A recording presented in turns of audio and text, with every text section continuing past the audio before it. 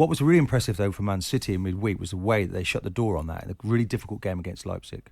And they've come back and they've won again. Because when you're in a group in a team that keeps winning, and I've been in that group, and when you always worry that if you lose a game, how are you going to cope? Because you're just simply not used to that, are you? Well, Manchester City are pretty good at it. And they lost 2 recently. And that's almost a crisis, by the way. When they lose at Newcastle and they lose at Wolves, for a team that never loses.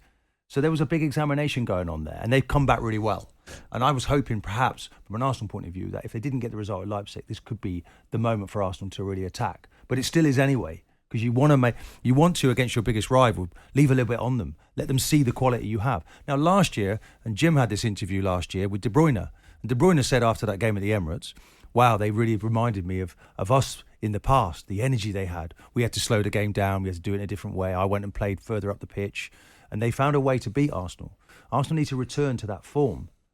Last week was a good result, but they need to get back. They just lost a game in midweek. Yeah, they weren't particularly good in the second half of that game. I thought they ran out of ideas a little bit, and obviously the injury to Saka cost them. You talk about Manchester City, they're looking to avoid successive Premier League defeats for the first time in almost 5 years. They usually bounce back. In fact, every time they've lost a game since December 2018, Simon, there's 25 of them that they've lost during that period in the Premier League.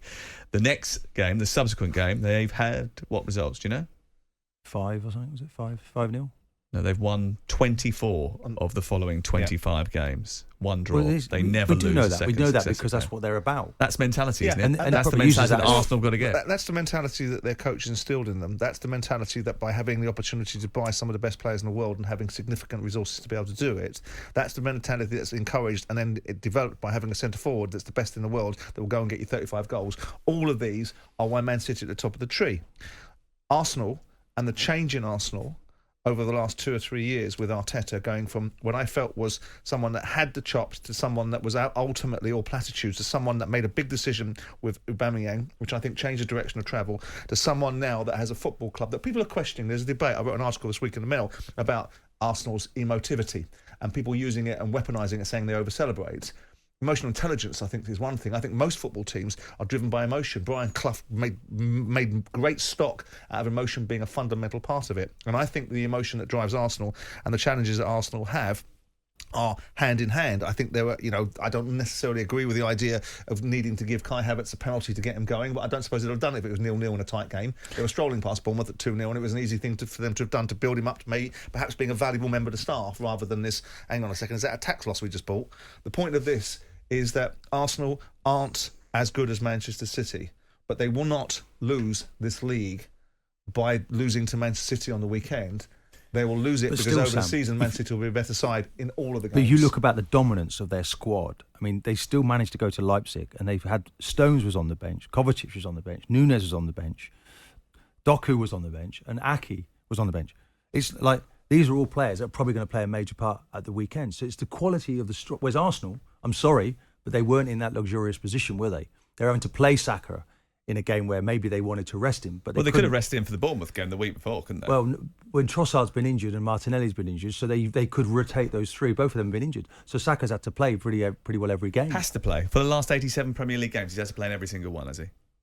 And all the Europa League games last season. So is that his fault? Are you going to argue now that... I'm not arguing. I'm asking you a question because he has had criticism, Mikel Arteta, for playing him too much. I think he's got to play him because he's Arsenal's best player. You've got to be in this camp. You're on one hand forever talking about player welfare. No, hold on. And when it doesn't suit your argument, let's you can't argue games. against... Let's have fewer games. 87 games the kids played. Yeah, but I've asked for fewer games. But I want my best players in the... So what does Arteta want? But What's the best players? He can rotate. Over the 87 games that he's been an ever-present in, there will be games that he could either have been rested for, he could have been taken off earlier in the game. There is a question to be asked and answered, and now you've got a player that broke down, and you'd be the first person, if this was somewhere else in a different football club, to say, well, this is the reason why. He's just played 87 games. Because it's in the Arsenal territory, you don't want to attack it. No, not really. I think I'm looking at the situation. Okay, he didn't play in the last international game. Gareth Southgate said he rests him. He doesn't. He played in all. We're not talking about international managers. No, but everyone's got to be in the pot, in the mix for that player, haven't they? To so Mikel Arteta needs to be more like Southgate? No, I think Arteta, in an ideal world, if he had a bigger squad and other players he could use, and he hasn't been able to do that this year because Martinelli and Trossard have been injured, they're the two players that would have probably gone into that position.